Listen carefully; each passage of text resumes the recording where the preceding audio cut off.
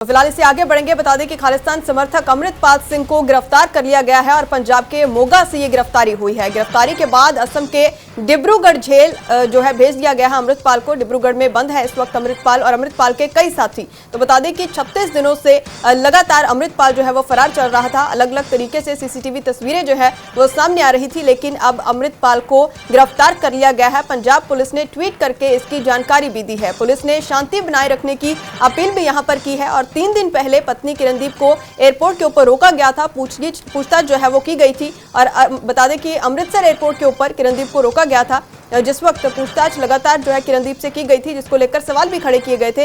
लेकिन अमृतपाल के खिलाफ एनएसए जो है वो लगाया हुआ है और 18 मार्च से लगातार अमृतपाल की तलाश की जा रही थी। उसके साथ ही लगातार उनके ऊपर कार्रवाइयां की जा रही थी और अब अमृतपाल को गिरफ्तार कर लिया गया है और डिब्रूगढ़ जेल भेजा गया है, जहां पर जेल में अमृतपाल को रखा जाएगा। वहां पर सुरक्षा के भी जो बता दें कि इंतजामात हैं वो भी तेज किए गए हैं, क्योंकि और सीसीटीवी कैमरे जो हैं यहां पर लगाए जा रहे हैं और लगातार अमृतपाल की गिरफ्तारी को लेकर अपडेट्स हम आपके साथ साझा कर रहे हैं। और डिब्रूगढ़ जेल में अमृतपाल के कई साथी बंद है, चाहे वो दलजीत कलसी हो जो कि फाइनेंसर बताए जाते थे अमृतपाल के। और बता दें कि 36 दिन लगातार अमृतपाल की तलाश जारी थी। अमृतपाल की तरफ से संबोधन भी किया गया, अमृतपाल की तरफ से एक स्पीच भी दी गई जब अमृतपाल गिरफ्तार हुए।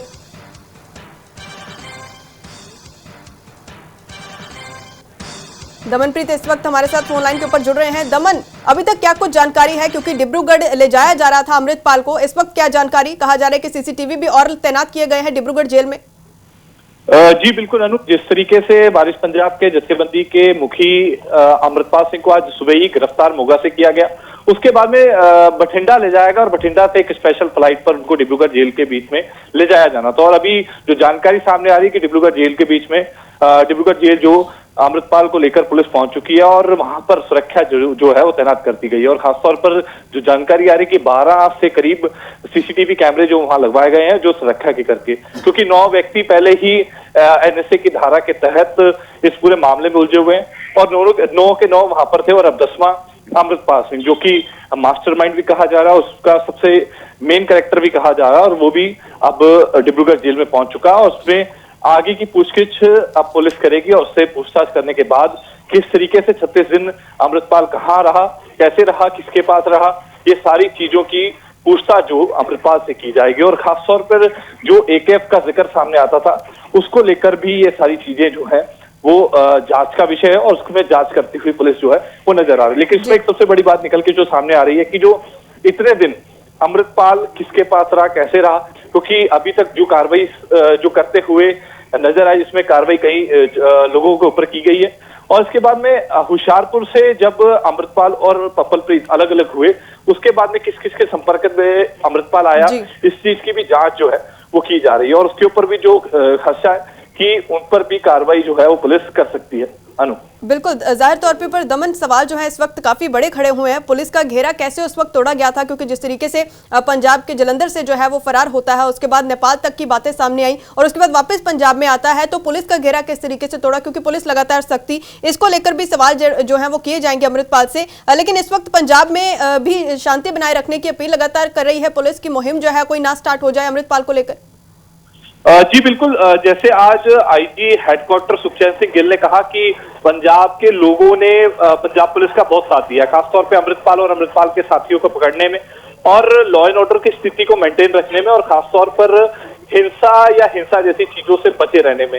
इस चीज में उन्होंने धन्यवाद भी लोगों का। खासतौर पर अगर बात की जाए सुरक्षा की, क्योंकि अभी भी पंजाब में नाकेबंदी जो है वो की गई है, क्योंकि अगर इस तरीके से कोई शरारती व्यक्ति अगर माहौल खराब करने की कोशिश करता है तो वो खराब ना कर पाए, जिसकी वजह से पंजाब में पहले अलर्ट था और अभी अलर्ट जरूर है। और उसमें अलर्ट में नाकेबंदी जो है देखने को मिल रही है। अगर कोई भी शकी व्यक्ति या किसी तरीके से उधम मचाने का काम करता है तो उनको काबू भी किया जा रहा है। जी बिल्कुल दमन, संदेश देते हुए अमृतपाल सिंह नजर आए थे जब उनकी गिरफ्तारी हुई, उस वक्त भी वो अपने लोगों को संदेश दे रहे थे।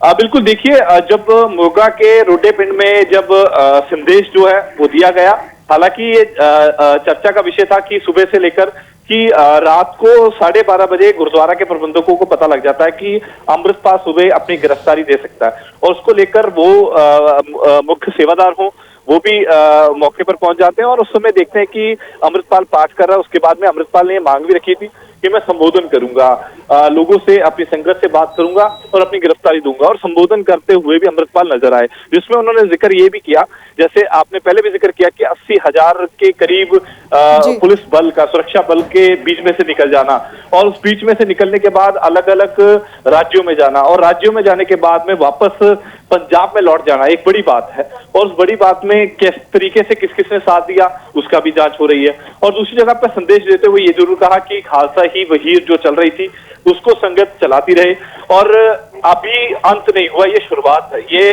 अलग दो एंगल्स में देखा जा रहा है कि अमृतपाल अंत और शुरुआत किसको कह रहे हैं, क्योंकि 36 दिन का समा बहुत होता है और 36 दिन का समा जब अमृतपाल को मिला उसके पीछे कैसी स्ट्रेटेजी जो है वो रची गई या किस तरीके से आगे की रचना जो रची गई कि आगे क्या होगा अमृतपाल जिक्र, क्योंकि अमृतपाल को ये जरूर पता था कि मेरी गिरफ्तारी होगी या मुझे आत्मसमर्पण करना पड़ेगा, लेकिन उससे पहले जदों गिरफ्तार हो जाते हैं तो उसके बीच में अब क्या आगे की रणनीति रहेगी और रणनीतियों के ऊपर खासतौर पर ये चर्चा 36 दिनों में हुई होगी। और 36 दिनों में ये चीज कहाँ कहाँ रहे, कहाँ किसके साथ में स्ट्रेटेजी बनाई, क्योंकि इसमें कई राज्यों के नाम जो सामने आए, भले वो मध्य प्रदेश हो, उसमें जम्मू कश्मीर हो, हरियाणा हो, पंजाब हो और उत्तर प्रदेश तक के लिंक जो है इस पूरे मामले में जुड़े हैं, उसको लेकर पंजाब पुलिस भी जांच कर रही है और केंद्र की सुरक्षा एजेंसीज भी जांच करती हुई नजर आ रही है। लेकिन एक बड़ी बात है कि इसमें पॉलिटिक्स की एंट्री हुई है, तो पॉलिटिक्स की एंट्री में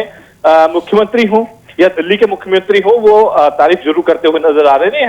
यहाँ तक कि देश के गृह मंत्री अमित शाह की तरफ से भी पंजाब पुलिस की तारीफ की गई है इस पूरे मामले को हल करने में, क्योंकि चैलेंज बड़ा था कि जिस तरीके से गुरुद्वारे से अमृतपाल को गिरफ्तार करना और उसकी मर्यादा को ध्यान में रखना ये भी बहुत जरूरी था।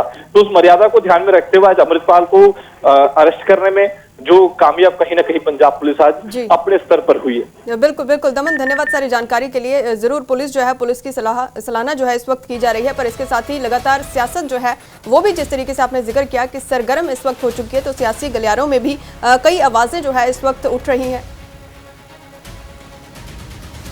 तो इसी के साथ ही हरियाणा के डीजीपी पीके अग्रवाल का भी बयान सामने आया है। अमृतपाल की गिरफ्तारी को लेकर उन्होंने बयान दिया है और कहा है कि कोई भी संदिग्ध दिखा जाता है तो उसकी सूचना जो है वो दी जाए।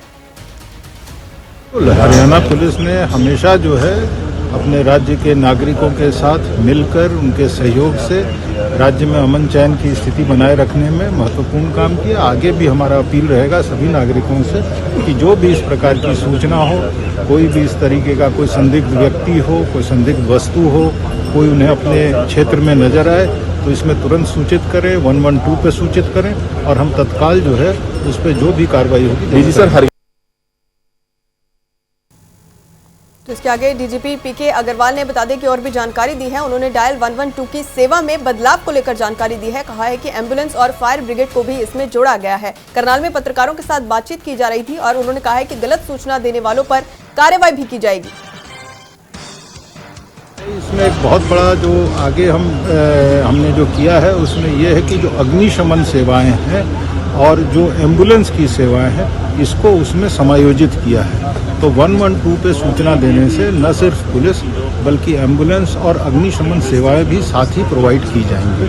इसके अलावा उनकी हौसला अफजाई के लिए हम समय समय पर जो लोग हैं जो इसमें कार्यरत हैं उन्हें पुरस्कृत भी करते रहते हैं। कुछ एक लोग समय बर्बाद करते हैं, बगैर मतलब के फ़ोन कर देते हैं, छोटे घर के कामों के लिए फ़ोन कर देते हैं, तो ऐसे लोगों को कोई हरियाणा के तमाम लोगों को आप डीजीपी हैं मैसेज देना चाहेंगे समय बर्बाद ना करें? ये तो मेरा अनुरोध रहेगा ही कि जो आम जनता के लिए जो ज़रूरतमंद लोग हैं उनके लिए इसे रहे तो अच्छा रहेगा और अगर कोई शरारत करता है तो इस पर